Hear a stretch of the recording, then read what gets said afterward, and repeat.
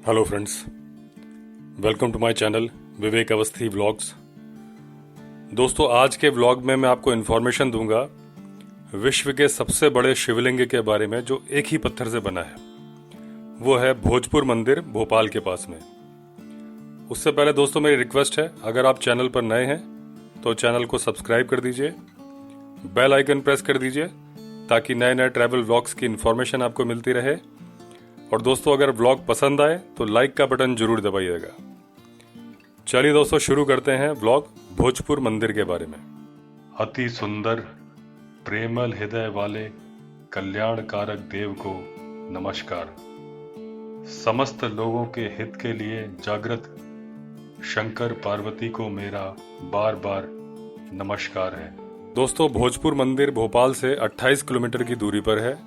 अगर आप by air आ रहे हैं तो भोपाल एयरपोर्ट है, अगर आप बाई ट्रेन आ रहे हैं तो भी नियरेस्ट रेलवे स्टेशन भोपाल है। भोजपुर मंदिर राजा भोज ने बनवाया था और ये माना जाता है कि ये 1000 से लेके 1055 ईस्वी के बीच में बनाया गया था।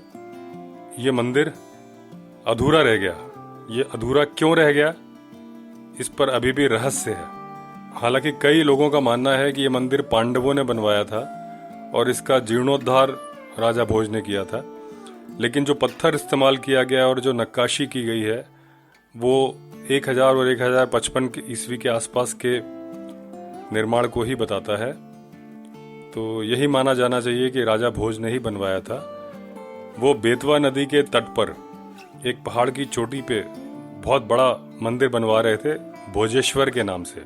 उसके किनारे उन्होंने डैम भी बनवाए थे, 2 डैम, और बहुत बड़ी लेक भी यहाँ पे थी। विश्व का सबसे बड़ा शिवलिंग जो एक ही पत्थर से बनाया गया है। शिवलिंग की ऊंचाई 18 फीट की है और उसका व्यास 7.5 फीट का है।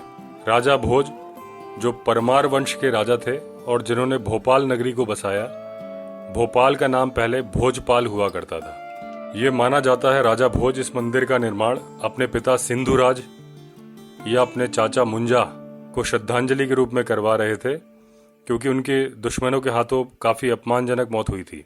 इस मंदिर को अधूरा क्यों छोड़ दिया गया, इसके बारे में कई मान्यताएं हैं। एक मान्यता तो लोगों की ये है कि ये मंदिर एक रात में ही बनाने का तय हुआ था और सुबह हो गई, इसलिए इस मंदिर का निर्माण कार्य रोक दिया गया।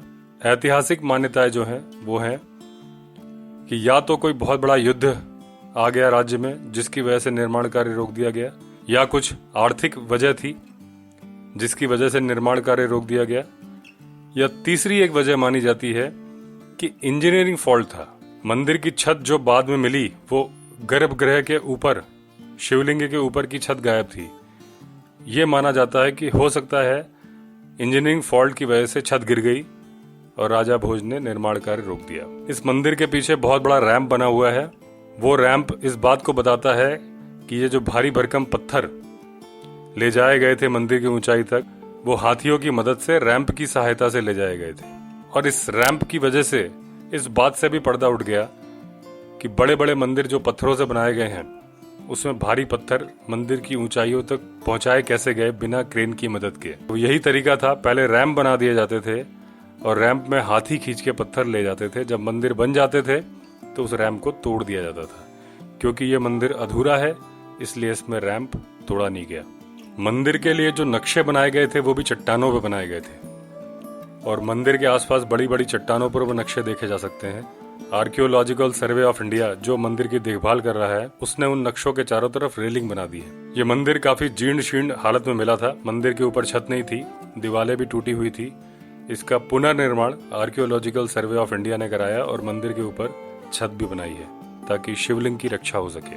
मंदिर का जो द्वार है, इतना बड़ा द्वार भारत में किसी भी मंदिर में नहीं।